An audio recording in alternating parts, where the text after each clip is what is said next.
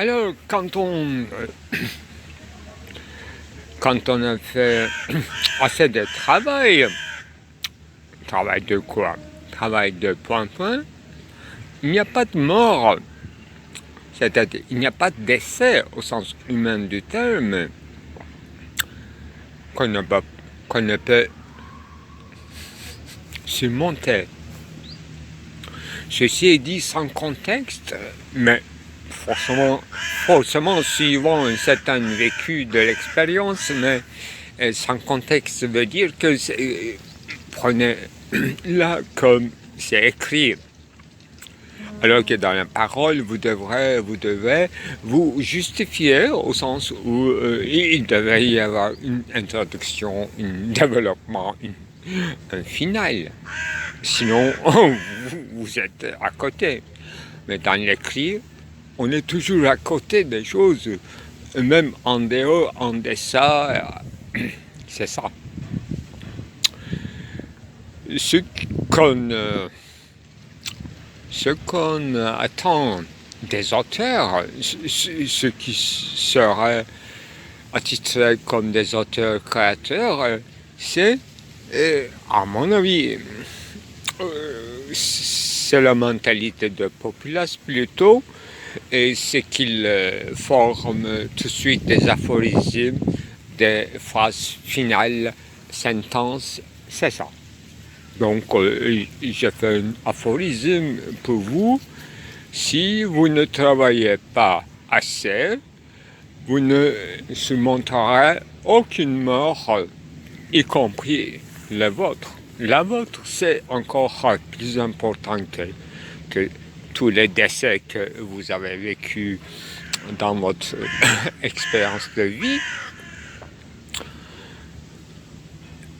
Et il y a des après-coups aussi vécus. On ne vit pas dans le présent un mort du prochain lointain. Je dirais même que parfois le décès attendu d'un père malade ou quasi malade, chroniquement malade, et ça vous fatigue pendant des années, mais dès qu'il y a un décès, il y a un soulagement. Et il n'y a pas un acte surmonté, un travail de deuil. Ça vient après coup. C'est d'abord un soulagement qui correspond, selon la théorie freudienne de deuil et mélancolie, à une certaine, comment dirais-je, fourberie, ou bien on dit je crois maniaque, c'est-à-dire un trop de joie, un excès de joie, qui n'a rien à voir avec le décès, mais un certain soulagement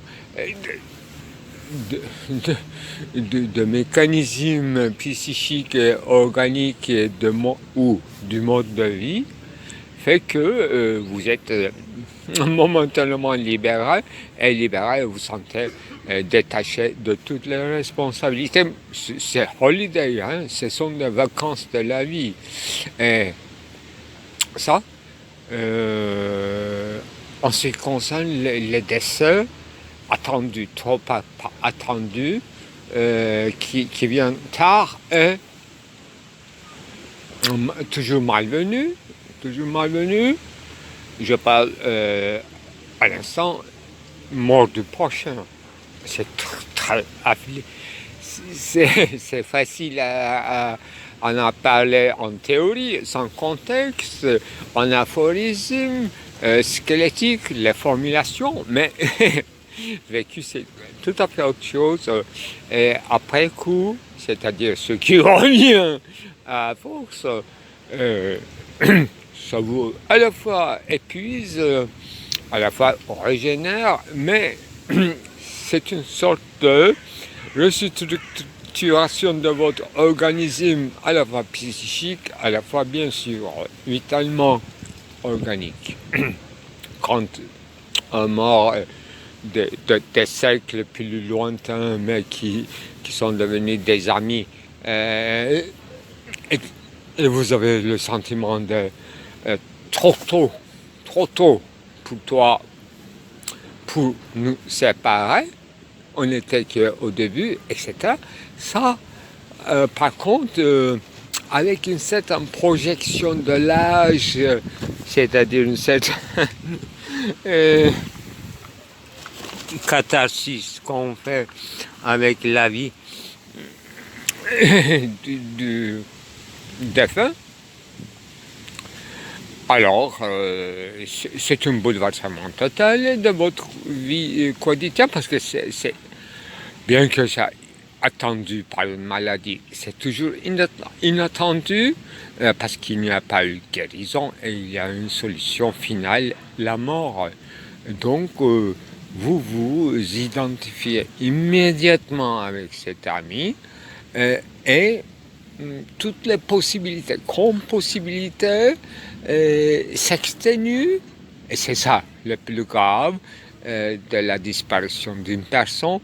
Il n'y aura plus d'un avenir avec vous. Alors je vous le porterai sur votre dos, autrement, suivant les règles convenues du travail du deuil, bien sûr. Donc il y a plusieurs, non pas stratégies tactiques, mais plusieurs états de choses qui attendent votre travail, mais sans que vous fassiez finalement rien du tout. Ce sont des formations qui, qui vous approchent, qui vous envahissent et qui vous quittent lentement. C'est ça. Explication de mon aphorisme, tout fait en écriteau sur un papier blanche, sans contexte, explicite au moins ainsi par la parole vivante d'un témoignage vivant qui soutient ce qu'il dit et qui n'emprunte pas sa parole aux autres. Parce que tous ces travaux, y compris une préparation longue à la mort, la science, le propre, consiste depuis Socrate à philosopher. Donc le travail est déjà fait. On est finalement, non pas soulagé, mais libéré d'une certaine norme de lettres mortes. C'est là notre, disons, le point où nous nous rejoignons à cette ligne de Saint-Paul, selon mon contexte que j'ai construit suivant les discours. Ce qui veut dire que c'est pas le vrai, c'est pas la réalité, encore moins une fois qui sera valable pour tout le monde, mais un travail m'a montré, en ce qui concerne ce nom propre, qui change de nom propre, le monde, la vie dans le monde n'est pas du tout approuvable par une réincarnation, mais à des chances, seconde chance, troisième chance, suivant votre force jusqu'à l'épuisement. Si vous voulez résister, vous voulez surmonter, vous êtes encore plus fort, et je dirais même impénétrable, imbattable, invincible, jusqu'à votre propre mort, que vous y allez, vous y aurez allé, tout préparé. Et si, par une imposition de par soi-même servile, un doté d'imposition, un dispositif surveillé par structure de ces liens de parenté en dérivation doit dont l'ensemble n'est qu'un semblant du tout qu'à moitié. Par son imposition même suspecte, divertissement à faire montre à une machine dont l'usage ne peut être qu'imprévu, qu'au talent d'un brevet qui s'impose par son expansion qu'à condition de ne plus avoir de contrepartie, ni une concurrentielle du fond dont l'ensemble d'emblée serait voué au ridicule et des affaissements d'un passe-temps qui vaut une sécurité territoriale en vertu duquel tout, ça veut dire tout moyen d'étouffement d'un noyau de résistance, vaut comme atteinte à ce qui s'impose par sa vulgarité vendable dans le tenant lieu en carte du monde.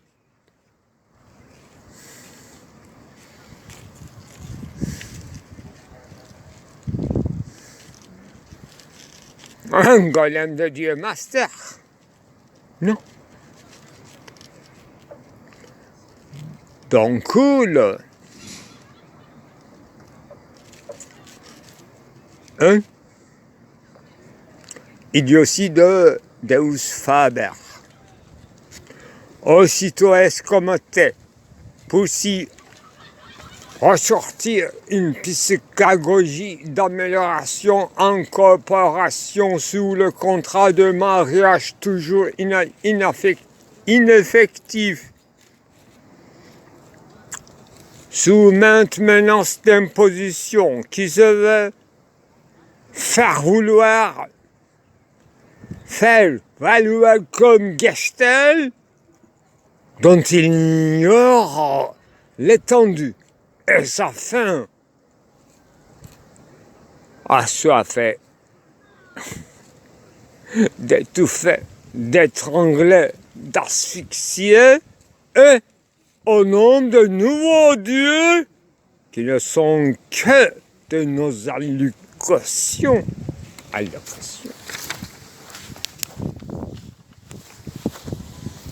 Alors, dans la peinture, ne serait-ce que dans ce que je fais comme peinture, mais il faut penser aussi avec son rapport avec la peinture en général, c'est-à-dire avec la possibilité de la peinture. non pas une fois pour tout donner, bien sûr, il n'y a pas de frontière autre que sensible, visible ou presque visible dans les lisières aux limitrophes de l'invisible, de ce qu'on appelle la peinture, du rupestre jusqu'à le plus abstrait et le plus classique possible, canonique, iconique. Eh bien, dans ce que je fais, je constate que d'abord, ça ne s'arrête pas une fois commencé, ça s'arrête que pour des raisons de finitude et ça devient comme chaque création dans l'infinitude fragmentaire, segmentielle, sérielle, d'un moment toujours déjà commencé et qui se relance sous ses propres pas et suivant et usant ses propres schèmes en germe et tout ce tableau. Ce qu'on appelle un tableau fini, que j'appelle d'un achèvement doctrinal, un tableau fini, comme ça suffit un coup de pinceau ou de trop, ça va détruire, non pas détruire, mais ça va lui tomber dans une platitude d'une exhibition qu'il faut se garder. C'est pas un lieu de montrer sa virtuosité. Il faut si vous êtes à la recherche de la vérité, comme le titre célèbre de Malebranche, vous devriez savoir vos limites au sens où que vous êtes en train de perdre la vue, vous avez envie, un acharnement terrible qui est de l'auteur revenant, un artiste qui se réveille chez vous parce que vous êtes en retraite et vous êtes libre, sans laisse, un chien dans l'encyclopédie chinoise. C'est tout. Eh bien, tout tableau, je voulais dire, c'est une conséquence d'un détail, d'un tableau, ou bien d'un dessin, ou d'une esquisse achevée ou restée inachevée, ou bien dans son achèvement, on a remarqué avec l'agrandissement, avec le dispositif d'agrandissement, un petit détail comme une certaine possibilité qui change toute une virtualité dans ses prolongements. Ce tableau dit, eh bien, ce tableau est conséquence d'un tableau précédent et sont entrés dans une chaîne de causalité parce qu'il y a une bifurcation terrible qu'il faut utiliser libre arbitre suivant la motivation, suivant l'acharnement de l'instant et quitte à réserver les autres possibles prolongements virtuels et les différer dans le temps. Et le choix de triage, critère, et le, comment on dit, priorité ne se dépend pas, bien sûr, de l'acheteur, de ce qu'il expose. Supposons-le, moi je commence à des recherches des lieux d'exposition qui sera digne de l'inachèvement de mes tableaux, de mes sérialités, disons, dans mon quartier, qui est en train de s'achever comme on achève les chevaux, le grand film hollywoodien, c'est ça. Chacun dans ses euphories, chacun a ses euphories qui nous tient au début, etc. Bon, rapport de détail au tableau suivant. C'est ça notre sujet, n'est-ce pas?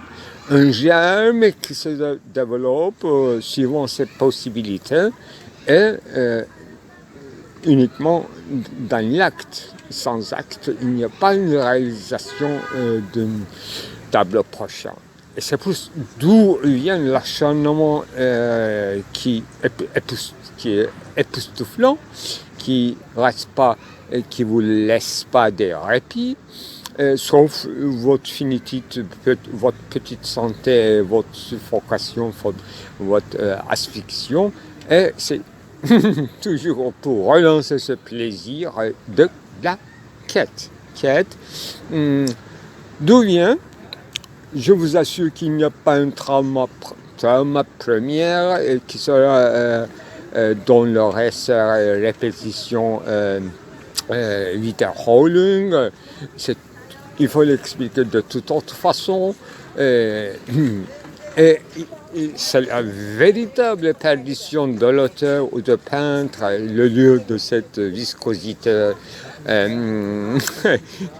disons, glissant sur le sol de l'immanence qu'on appelle le toile, n'importe quelle surface, ou de support. Il y avait une grande courant d'artistes, n'est-ce pas, support surface. Eh bien, dans ce fluxus qui coule probablement, hein, il faut y penser aussi pour récompenser, oui, on peut dire, oui, il y a un mécanisme de compensation. Et comme chaque tableau reste inachevé, donc ça vous reste sous vos, sous vos quoi? Sous vos désirs, sous vos appétits. Et vous donne le moment de la satisfaction qui vous fait dire que voilà, le tableau est achevé, et ça s'installe une certaine insatisfaction par rapport à votre tableau et par rapport à ce qui, bon, vous vous sentez obligé de faire dans la prochaine étape. Donc, il y a des choix qui se présentent au niveau de dimension. C'est très important. Une fois s'habituer à des grandes dimensions et à une certaine courbure du cœur, n'est-ce pas? Cézanne disait que suivant Merleau-Ponty, qui cite le peintre apporte son corps. Nous apportons notre corps en nous pliant comme devant un autel sur notre support, sur notre surface pour se glisser pour finir l'affaire, pour achever. On achève bien le chevaux. Eh bien, il faut bien garder au sens de veiller, montrer une bienveillance à vos tableaux dites achevés. Il fallait bien protéger des poussières, des poils des chats. C'est très difficile chez moi parce qu'ils sautent sur le toile pour accéder à ces nourritures terrestres. C'est inacceptable. Il y a un buffet ouvert à 24 heures et au moment où j'achante pour achever ou dessécher un tableau, en parallèle, je bouillis en alchimie des essences vaporisantes, sentant les bois sentantes, etc. Il y a tout un affairement autour de cuisiner des tables. Voilà que je devrais m'inventer un véritable atelier qui s'appellera chaumière. Sans chaumière, sans cette source de chaleur, aucune essence, aucune je dirais, vibration olfactive et un sentiment de bien-être qui vous donne l'appétit pour manger, pour sortir de la maison le plus vite possible. C'est pas comme auparavant à Paris, j'utilisais des térébenthines, des synthétiques, donc vaporisés, c'était nocif, donc je devrais quitter la chambre de bon après avoir fini, achevé mon œuvre. J'allais fêter toute la nuit, et le matin, j'allais la chambre et je me couchais. C'est la jeunesse. Moi, bon, je ne sais pas, ça va aller jusqu'à où, au sens où mes forces physiques, cette euphorie, cet acharnement qui ne se satisfait jamais. C'est une sorte de retour au moment de la création universelle, ou bien une certaine cheminement en retrograde pour accéder au moment véritable de Big Bang ou de grande explosion nécessairement sur un écran, mais comme on disait, comme les anciens disaient, subtil, sur une matière subtile. Jeter une matière subtile sur un écran qui est par définition invisible et qui va devenir visible en espérance. Voilà, rencontre de plusieurs matériaux immatériels et qu'on appelait à l'époque matière subtile. C'est pas l'esprit qui se jette sur une surface soit noire, n'est-ce pas? Ça donne un résultat fantastique. C'est trop risqué toujours, mais quand j'ai réussi, c'est incomparablement cosmique. La peinture faite sur une surface noire. Moi, j'utilise quelques fois. Et ça donne des résultats immémorial, etc. Voilà, une petite causerie sur la peinture. Encore. Alors, ce qui est béni ou bienheureux dans la peinture, je veux vous le dire, sans oublier, je le dis, parce que je suis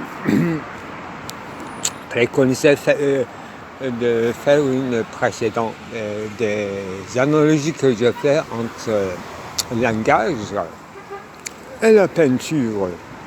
Ce qui se passe dans un discours, par exemple l'enregistrement de ce petit matin d'il y a quelques jours, entre cette distinction use and mention qui butait sur la peinture.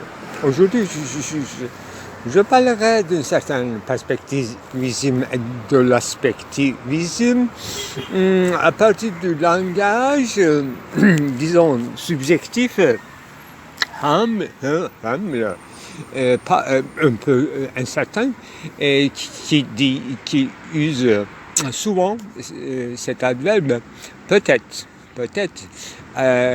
Autrement dit, à mon avis,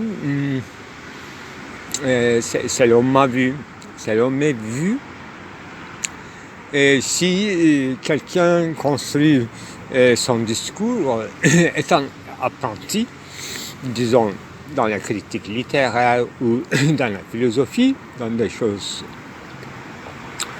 dans des disciplines donc sociales, disons, et d'emblée il écrit pour un certain nombre d'auditeurs ou de lecteurs, au mieux, pour ça, pour son directeur de thèse, et pour montrer qu'il a des connaissances et qui s'évolue au fur et à mesure, et il est un apprenti et il veut s'avancer avec les petits pas, mais sous un sol bien établi au fur et à mesure, etc. Donc, comme moi, dans mes débuts, comme chacun, il fait attention d'user et arrondir certaines phrases avec c'est peut-être et les conditionnels aussi. Usage de conditionnels et adoucir les verbes dans des travaux de dissertation. Alors, quel rapport avec la peinture? Ah oui, avant de passer à la peinture, qui va aboutir à un certain perspectivisme, donc à une vision du monde, vision des choses à la mesure humaine, à l'échelle humaine, pour ne pas dire transcendantale, esthétique transcendantale, qui fait descendre toute vision sur la Terre et à l'échelle humaine, ce qu'on a appris de l'usage exhaustif du perspective, des règles de perspective dans la Renaissance.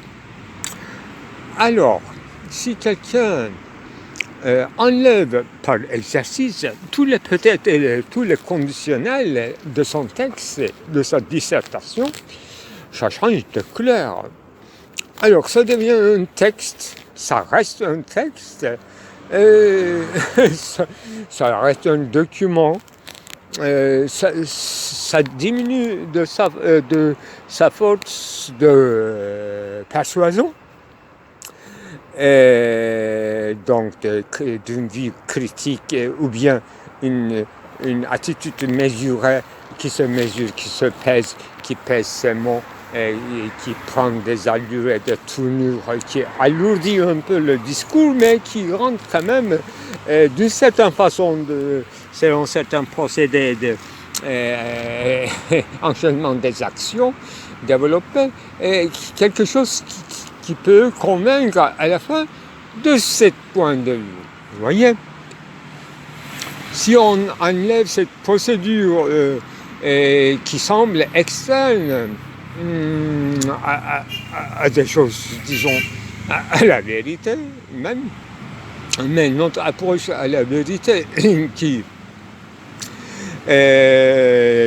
porte quand même une certaine conscience de soi depuis l'établissement desquels nous sentons et nous opérons dans une finitude, sur une sol de finitude, sur un plan d'immanence qui nous reste, non pas comme héritage au départ, mais comme seul sol marécageux sur lequel on peut avancer sans trop se déglinguer ou se glisser sur la glace. Voilà.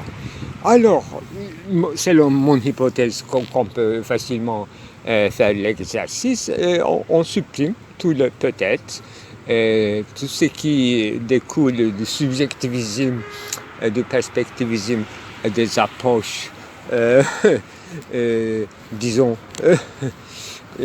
subjectivistes comme seule approche possible, quelqu'un qui se développe, quelqu'un qui développe un thème qui est pris arbitrairement, pas souvent le cas, qui lui est imposé, qu'on lui a proposé, ou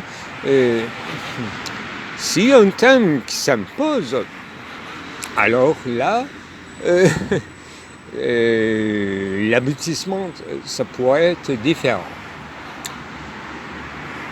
Au moins, enfin, tout peu qu'on est curieux dans l'aboutissement ou dans la conséquence, faisons cette expérience donc de l'un de nos textes comme ça, qui a l'air bien à être publié dans une revue scientifique sans bouleverser aucun domaine scientifique, qui essaie de contribuer d'une certaine façon. C'est ça, la scientificité d'aujourd'hui, qui est acceptable et qui est promulguée par les modalités des revues et des règles d'édition, pas souvent écrit, déclaré, mais c'est devenu quelque chose de quoi, entre guillemets, a priori historique. Alors, voilà, vous avez vu que je parle de style de discours ou bien du style d'écriture dans la philosophie, si vous voulez. Un style de dialogue, c'est autre chose, style parmédien de poème didactique, c'est autre chose. Un poème, disons, les fragments de Héraclite, d'autre chose. Un développement d'une certaine exposition scolastique, c'est autre chose. une discussion, c'est autre chose, un traité, c'est autre chose, un discours, autre chose, un quoi? Un précis. Voilà, il n'en manque pas notre histoire occidentale. Et dans l'Orient aussi, il y a des choses de la nature des choses de Lucrèce. C'est fantastique. Ça nous, ou bien Hésiode, n'est-ce pas, le titre de Hésiode, les jours, c'était quoi, les travaux et les jours, c'est fantastique, ça m'a impressionné beaucoup. Je avec une lèvre, les travaux et les jours. Voici quelque chose dans l'aube de l'Occident, avant que l'Occident s'occidentalise. Dans l'Orient, je n'ai pas de mémoire très fraîche pour l'instant, mais il y a des curieuses, surtout les sous-chapitres et le titre entier des manuscrits. C'est étonnant, ça dure deux lignes, 3 lignes, en arabe, bien sûr. Je pense, quand on dit d'abord l'Orient, Risale, voilà, une sorte de traité, les Risale. Voilà, on va développer plus tard cette richesse des styles. Maintenant, on a enlevé d'un discours quasi occidental et contemporain et uniformément devenu occidental, donc ça n'a aucune importance qui a écrit ou est publié, pourvu que ce soit conforme aux règles du disciplinaire, ce que comprenait Foucault. On n'enrichit pas notre savoir ne s'augmente pas, mais on fait des restrictions, des éliminations de beaucoup de choses au plus que ça devient un scientifique. C'est ça un peu. Les meilleurs de pages, les mots et les choses nous apprend une certaine rétrécissement, moi je dirais, une certaine squelettique du discours qui va aboutir, à mon avis, au langage phénoménologique, eh bien, ce que combattait d'une certaine façon Husserl lui-même en critiquant tout ce symbolisme des sciences positives qui sont devenues une sorte de langage camouflé de mathématiques et des usages du symbole qui résulte à une perte d'intuition à la fois sensible et intuition au sens très fort du terme, un rapport immédiat avec la chair du monde, avec la réalité le plus palpable ou impalpable, en conséquence avec la chose interrogée. On coupe le lien pour accéder directement à des choses même. On coupe vraiment un rapport, une approche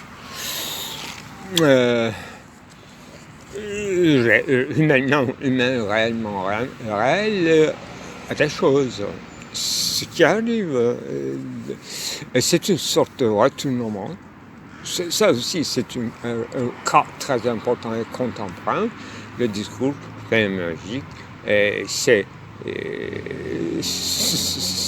allégations, ces sous-bassements, ces aspirations, et ce qu'il voulait faire, ce qu'il critiquait, dans d'autres discours, ce qu'il critiquait, ce qu'il est devenu lui-même.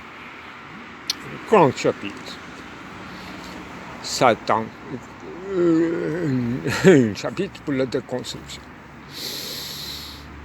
qu'est-ce que je voulais dire? Alors, effaçons, biffons peut-être et les approches conditionnelles de nos hésitations déclarées, partagées dans la pleine lumière de publicité. Le texte commence à devenir un certain document qui côtoie, à mon avis, à un certain moment, si on, à mon avis, bon, on fait attention, ou bien si on continue dans cette élection, si on s'approfondit dans cette élection-là, on tombe, bien sûr, sous l'espèce d'éternité subspécie aeternam, c'est-à-dire l'usage de passé simple, ça tombera bien, ou bien un simple présent, simple tense, le présent.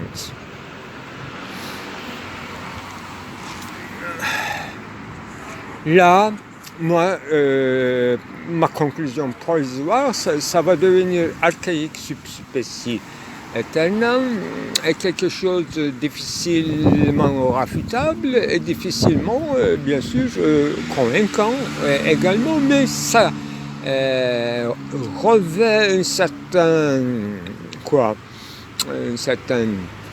magie, une certaine attraction étrange, comme on lisait un texte sacré, même pas un texte, un psaume, je dirais. Quelqu'un qui murmure un poème épique, non pas n'importe quel poème, en disant que « Ah, tu m'as quitté, il fait beau, et je chante, qu'est-ce que... » Voilà. Ce n'est pas des poèmes lyriques, mais des poèmes épiques. Et ça devient, je le répète, ce document inconnaissable, comme chose étrange, devient, avec certain quand même approfondissement de archaïsme, une certaine habilité de la part de l'auteur, qui s'effacerait de cette surface d'écriture pour donner lieu à une autre chose. Donc je suis très curieux de savoir ce que c'est cette autre chose.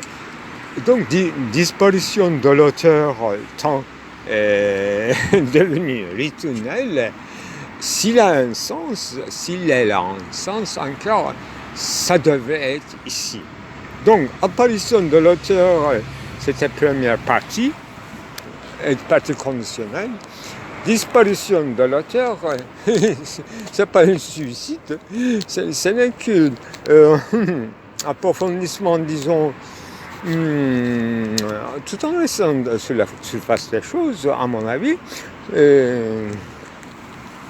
C'est une autre sorte de mimétisme encore, quand il s'agit d'un genre littéraire, au-delà d'un exercice d'école, de changeons ceci ou changeons cela.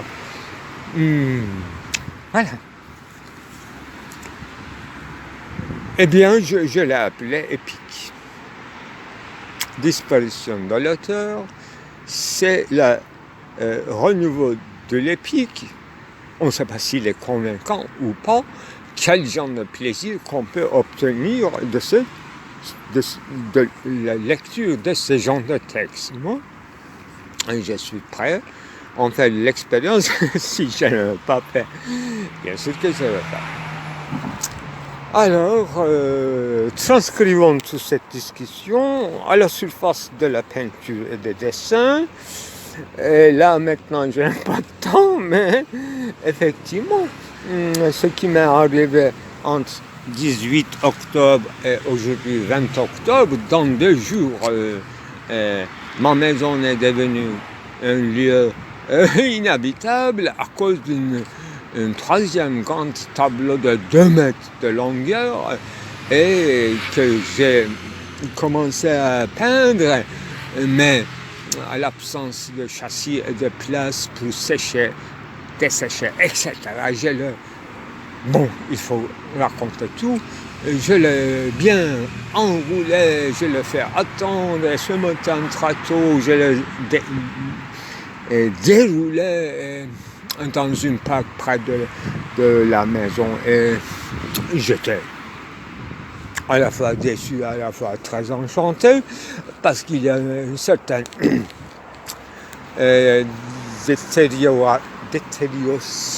détériorisation ou détériorée. La matière peinte, elle fait un peu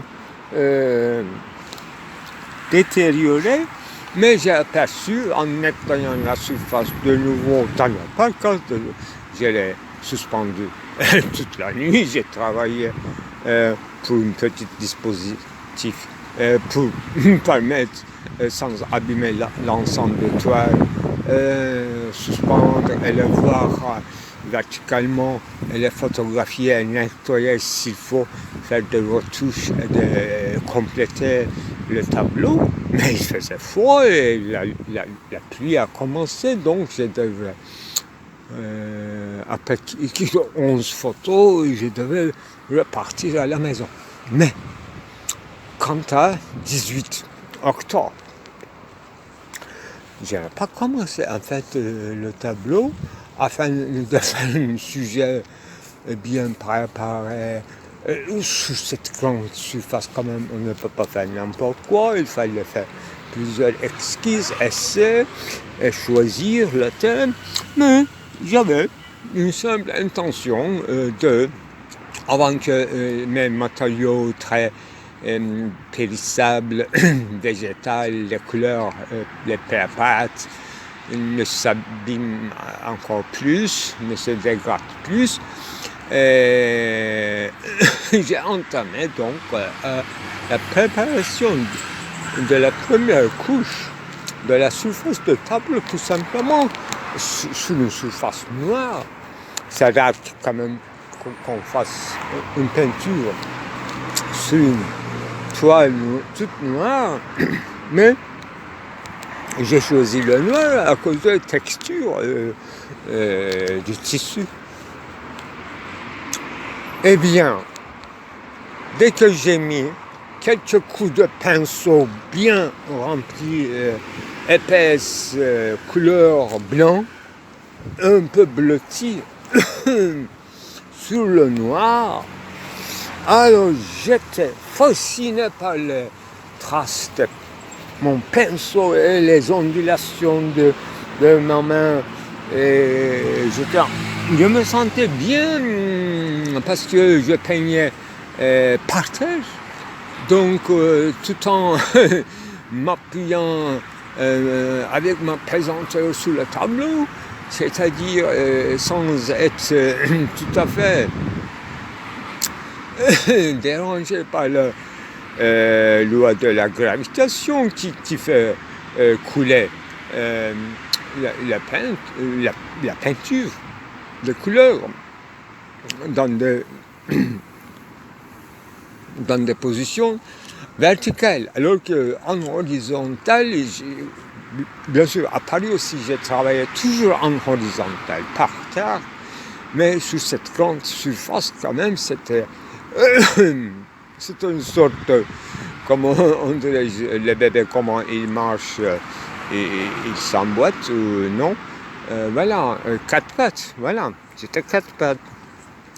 Alors, tout de suite à cet enchantement des traces, sous le noir, des traces blanches, j'ai tout de suite changé d'avis et j'ai commencé à continuer à des figurations complètement spontanées, mais tout de suite, avec cette grandeur énorme de toile, j'ai bien fait des proportions pour l'usage composé de l'ensemble, donc toute une gestalt qui a figuré sur ma tête et quoi que ce soit les conséquences, j'étais prêt à effacer tout, détruire tout, si ça ne marcherait pas. Mais je voulais faire cette expérience, je l'ai fait. Et j'ai fini presque le tableau dans 1 heure. J'étais épuisé et j'ai fait une séance de photos sans compléter complètement le tableau parce que j'ai ajouté uniquement 3 ou 4, voilà, 3 éléments emblématiques, disons, donc séparables et inséparables de 2 figures, dont celle de gauche est mâle d'emblée et celle de droite est femelle d'emblée. C'est devenu quelque chose de colossal, figure de roi et de reine divine. Dans ma tête, bien sûr, toutes mes théories de colons en parallèle, les colons de Memnoun, et ensuite toute cette pyramide de Giza, toute cette construction égyptienne quand j'étais jeune, pendant la construction des barrages en Égypte, le barrage de Aswan, et ça a été transporté d'un endroit plus haut dans la vallée et toute cette histoire. J'étais pris par toute cette histoire en peignant.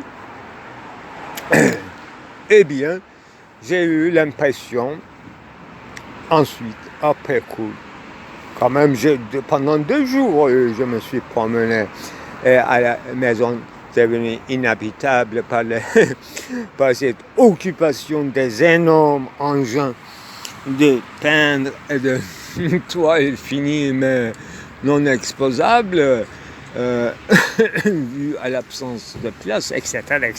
Donc, en continuant à faire des bouillies, des petites bouillies, des essences, des substances alchimiques. Donc il y a côté végétal qui ne s'arrête pas, etc. C'est invivable. Et j'ai quitté la maison pour ne pas plus travailler. On ne peut pas habiter dans une maison comme ça qui devient un atelier qui vous attire et qui vous appelle à tout instant à un travail. C'est pas possible. C'est pas vivable. Alors, qu'est-ce que je voulais dire? Quel rapport avec l'engrais? Donc, j'ai obtenu un texte documentaire devenu monument. Un monument. Au départ, j'avais donné le titre dans la tête Notre Père Céleste, notre Père des cieux et notre Mère des cieux. Donc Père Céleste, Mère Céleste, pour ne pas dire Dieu le roi, la reine divine, etc. Mais j'étais dans cet état de loin de perspectivisme et d'aspectivisme même. J'étais dans une archaïque totem primitive et j'étais content.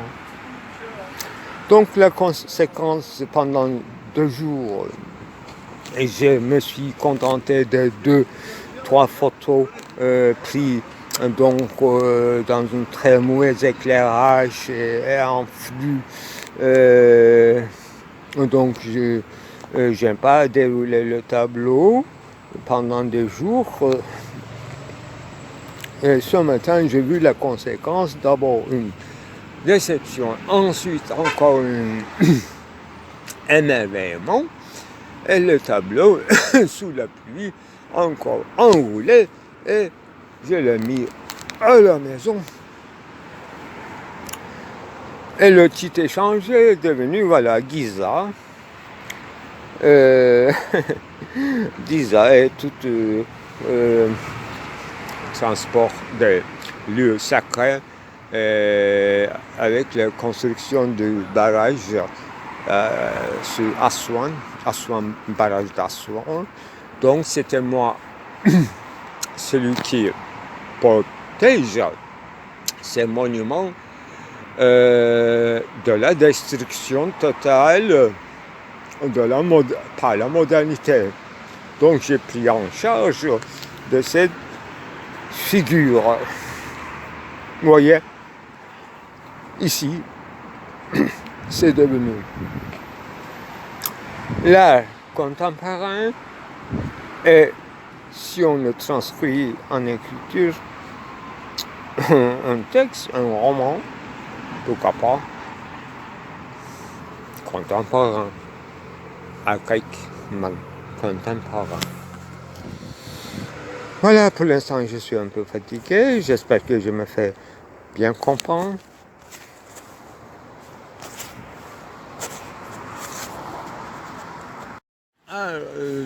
Il faut rester fidèle à la vérité, par la fidélité à la vérité que je parle si amplement et longuement. Alors, donc, il faut rectifier aussi certaines choses. Donc, il s'agit d'une trilogie de tableaux, 3 tableaux, de 2 mètres de longueur. C'est la 3e qui est finie ce matin, dont le premier était...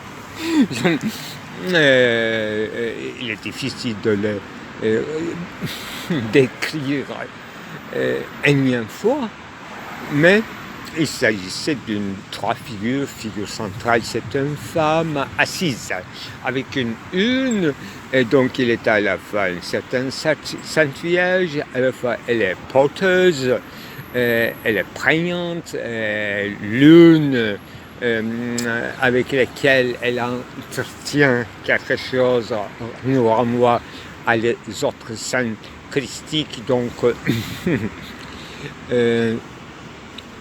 jusqu'à la scène,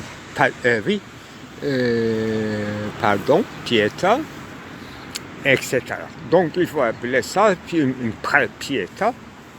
Deuxième était, restons dans la première, et il y avait toujours une figure à droite et une figure à gauche, dont celle de gauche représentait un certain Dionysos reconnaissable par la grappe de main, une grappe de raisin qu'il apporte. Alors j'interprète le 3e tableau, toujours après coup, bien sûr, ce n'était pas un programme suivi, mais j'ai le temps de travailler dans les détails avec les dessins annexes et les tableaux annexes. Donc, figure de Dionysos porte des éléments justement emblématiques de grappe de raisin qui nous fait retourner à Babyle, Mésopotamie, Égypte. Moi, je me réfère à barrage de Assun, au sens où de sauver des eaux des grandes divinités qui avait marqué mon enfance, parce que construction de barrage d'Assun par, je crois, Enver Sedat. Sedat, mon enfance apparemment. Et j'étais donc l'accomplissement avec dernier tableau de triptyque de sauvegarde d'un certain héritage en peinture. Donc en monument, Angela Poppy. Et quant à la figure de Dionysos, pendant mes discours, c'est-à-dire en ce qui concerne la naissance de Eros, de cuisse de Zeus, c'était faux. Je le fais un erratum au nom de la vérité. Il s'agissait, selon la tradition, Dionysos. Mais imaginons et acceptons que Zeus a enfanté Zeus de ses cuisses, et je l'ai dessiné plusieurs fois et en tableau, en peinture. Eh bien, il ne s'agissait pas d'Eros, il s'agissait de Dionysos. Parce que Eros, c'est, disons, une deuxième ou troisième génération de la génération des Athéna et de Apollon, Hermès, alors que Zeus côtoie plutôt Dionysos, le dieu plus principal. Donc Eros figure toujours comme enfant, entre dans la scène ultérieurement. C'est ça. La faute et correction. Donc un retour en arrière de la triptyque de manière rétrograde. L'emblème clé serait la figure de Dionysos du premier tableau.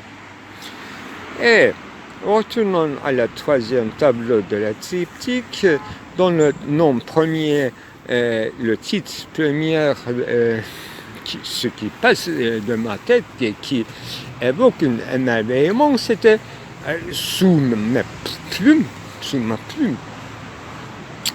ce qui est sorti de ma plume, qui ne m'éveillait pas, je ne m'arrêtais plus et continuais de faire un tableau au lieu de faire une simple couche première sur la toile. Donc une simple préparation nullement artistique. Moi, j'ai fait attention quand même maximum que mes premières couches aussi constituent une trame, une texture granuleuse qui me pose beaucoup de problèmes, mais c'est ma proximité avec la matière brute qui est important et qui conduit d'ailleurs le reste de la formalisation des morphèmes, apparition de morphèmes, je le dois à la substrat de matière. Ceci est dit. Qu'est-ce que je voulais dire? Donc, le titre premier, c'était Jeu de masques, qui est devenu, voilà, Giza, barrage d'Assouan, sauvegarde. Eh bien, il n'y a que deux figures, il n'y a pas une troisième, il n'y a que trois figures emblématiques, donc du genre de grappe de raisin de Dionysos, qui nous renvoie et qui fait renouer la trame entre les différentes mythologies dont la généalogie est visible spécie éternelle sur la surface picturale, donc comme un texte, non pas comme document, mais qui est devenu monument. Une reconstitution et sauvegarde d'un monument dans notre modernité. Ce que je fais, tout ce que je puisse faire. Qu'est-ce qu'on pourrait ajuster? Voilà, changement du titre ce matin.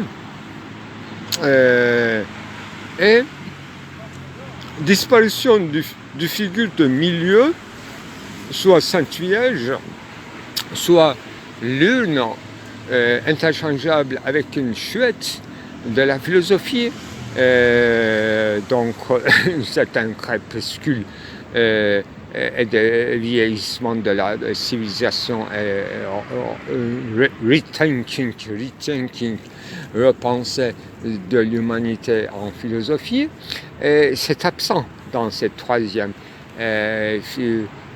figure. Il n'y a que deux colons qui est visible depuis le premier tableau. Figure de la droite, un certain un gardien de la cité, héroïque. À gauche, c'était Dionysos. Dans le deuxième tableau, attendez, c'est un cavalier, donc encore un gardien de la cité, une certaine Hermès communicatif ou annonçant une nouvelle. Et celle de gauche, c'était la mère ou bien la reine-mère avec une coupe sacrée et une certaine sorcellerie qui engendrait des figures, alors que Zeus enfantait un imbroglio fœtal qui est déjà son une, donc la naissance extraordinaire de Dionysos, sans parler de la naissance d'Aphrodite. Sûrement, ça va revenir avec l'élément aquatique. On est dans l'élément aérien, disons, de la vaporisation et de éthéré, de balsamique, je dirais, des bois sentants, des choses comme ça, qui est visible dans le deuxième tableau, à travers la mère ou bien la sorcière, la femme sage, qui fait enfanter quand même Zeus, sous ses yeux protecteurs, donc une certaine Athéna mûrit déjà. Voilà tout ce que je peux vous dire d'un texte qui utilise minimum perspectivisme et qui se promène dans l'aspectivisme, bien sûr, surtout ces trois figures emblématiques qui est ajoutée le jour même de 18 octobre sur le troisième tableau qui fait qu'il s'agit d'une liaison royale et divine. Entre quoi? Entre une femme et un mâle. Donc le roi et la reine, si vous voulez, Adam et Ève, si vous voulez, subspécie éternelle, tout simplement, la femme est l'homme. Donc, différence sexuelle se résout toute la trame de trois tableaux comme trilogie en retournant au premier pas de l'humanité, c'est-à-dire deux colons. Normalement deux colons phalliques, mais les figures sont phalliques. Ça ne change rien que qui soient les deux, cette fois-ci dans la troisième, assis, soi-disant assis. Parce que assoin vient de là, quand même. Les figurines assis, royales, c'est même le aussi, mais comme Sphinx aussi assis, et Giza aussi assis, ce sont des assises, autrement dit, de fondement. Alors, retournons au jeu de masques. Le premier titre, c'est d'emblée et d'évidence phénoménale, et c'est ça qui m'éveillait et qui m'empêchait d'effacer le tableau et fermer avec une couche blanche toute cette saleté. Jamais. C'est devenu un tableau, une œuvre d'art. On ne peut pas détruire, sauf le temps. Bien sûr, dans des jours, c'est déjà arrivé. Le temps impitoyable va, bien sûr, détériorer mon tableau, comme on a le temps détériorer plusieurs choses. Il y aura des sauvegardes, j'espère, et c'est pour ça que j'en parle et j'en partage avec vous. C'est ça mon histoire. Qu'est-ce qu'on peut ajouter? Voilà, les figures héraldiques, je disais emblématiques, fait cette liaison entre les triptyques et les tableaux et les dessins annexes, tous issus, presque tous, non pas de ens intelligibilus, ni véritablement de ens imaginaire, mais de jeu de matière elle-même. Donc jeu de masque entre la femme et l'homme, qui est visible dans ce troisième tableau, est l'essentiel. Le titre est effacé, mais reste comme effacé, et rien n'est touché, rien n'est effacé. Jeu de masque, des regards doubles, triples, et partout, se passe seulement dans la tête, les yeux qui se promènent partout dans le corps. Ça me fascine, c'est la grande réussite de ce tableau où plein d'yeux me regardent. Et comme un abîme sur une fond noire avec une blanche, de la lumière. Donc il n'y a que deux couleurs, un peu de bleuti. Deux couleurs veut dire les forces de la nuit, du mal et du bien et de la lumière. Ce commencement de double déité, c'est ça. J'ai fait l'histoire de la religion en peinture. Et oui, j'avais fait un enregistrement en citant, en paraphrasant, détournant la phrase de Paul Cézanne, je vous dois la vérité en peinture. Et le titre de mon enregistrement, c'était je vous dois la foi en peinture. C'est ça, la foi. Et il faut ramasser tout ça, faire un film. Et il y a du travail, mais aujourd'hui, il a commencé à faire du beau. Je me suis jeté à la rue, dans le champ, et je ne veux pas travailler. Je ne veux pas travailler aujourd'hui. Ça me suffit, ça suffit à tout le monde. C'est satisfaisant. Comme début de journée, et là, 16h30 déjà. Non, même pas. Une petite rectification. Alors, je ne sais pas si j'ai usé du terme intelligence de la matière. Intelligence de matière. Non, j'ai utilisé le terme philosophique ens intelligibilus et ens imaginarum. En ce qui concerne ce qui se passe dans mon émerveillement de première jet de couleur et de pinceau, de peinture en ondulation dont la trace m'était réveillée. Et donc, au sens où il ne s'agit pas d'une peinture programmatique, donc basée sur une légende qui se réduirait à une illustration. C'est dans ce sens-là que j'ai dit qu'il ne s'agit pas d'une ens intelligibilus, encore moins d'une ens imaginarum.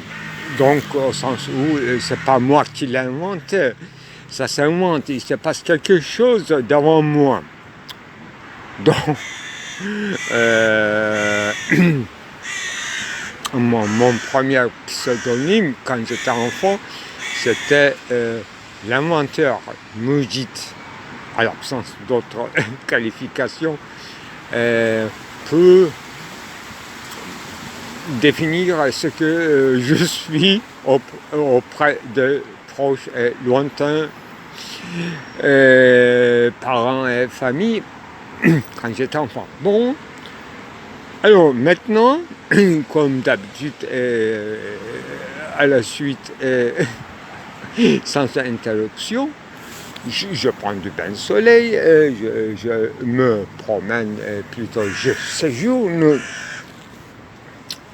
auprès des arbres et de plantes, et j'ai remarqué un bout de bois quand même colossal, presque 40 centimes de longueur, une largeur de au moins 10-15 centimes Donc un massif bloc de bois très vieilli parce que c'est pas trop lourd, c'est relativement facile à importer.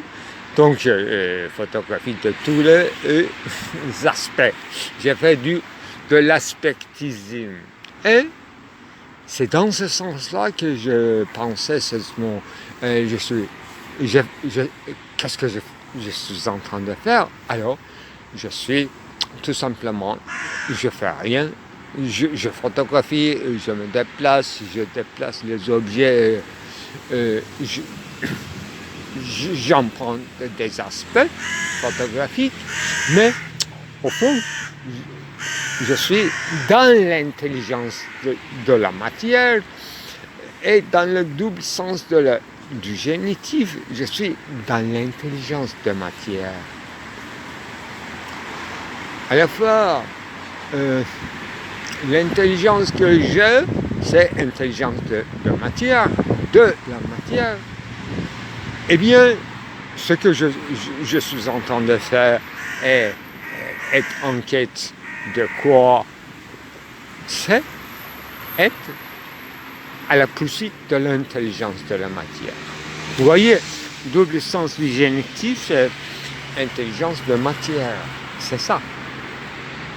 Tout ce que je fais, tout ce que je résume, indépendamment des diverses fractions de l'art, moi je fais des fractions au sens de prendre des aspects et des profils, si vous voulez, des Abstandungen. Comme il s'agit d'une finalement une objectivité, ça on peut le faire, mais je le fais de plusieurs façons en ce qui concerne les choses qui ne sont pas tout à fait en matière, mais la matière, on ne sait pas d'où commence et d'où finit. À la fois notre conception rétrécie, élargie, restreinte de la matière et la matière en tant que telle, dont le concept n'est pas toute faite. Qui continue de nous intriguer comme véritable chose à penser, dont nous sommes, enfin, finalement, dont nous sommes.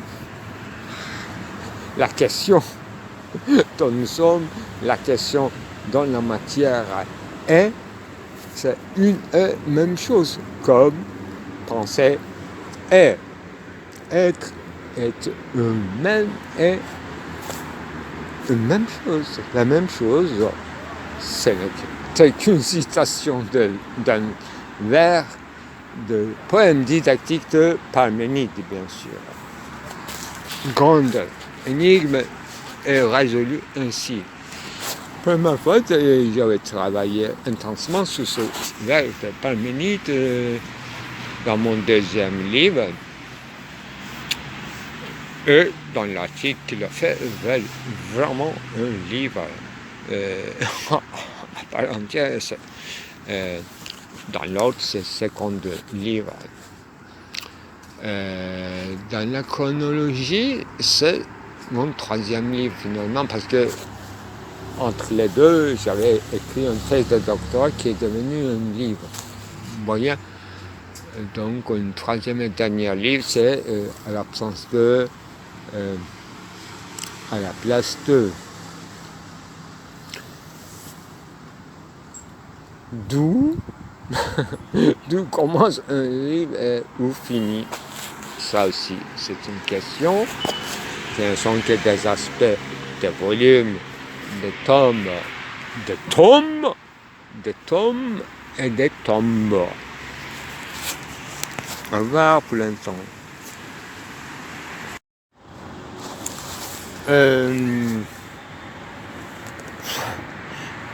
Intelligence de la matière, génitif, actif, passif, en grammaire veut dire aussi concentrement des dieux, ou de manière plus succincte,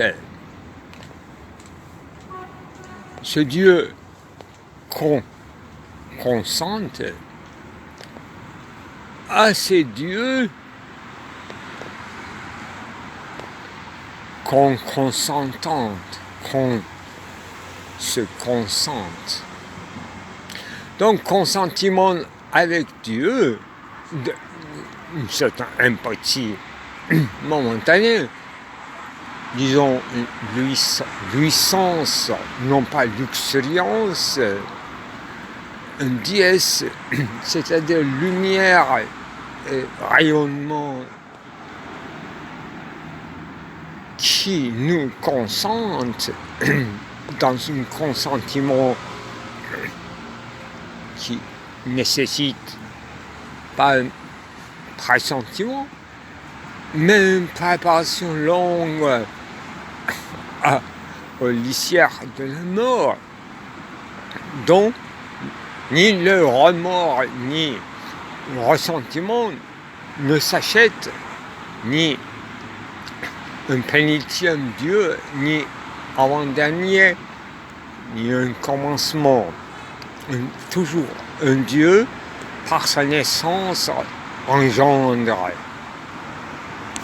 C'est ça aussi, Basalgongue grec. Donc, une certaine achrésime au sens noble du terme, arché,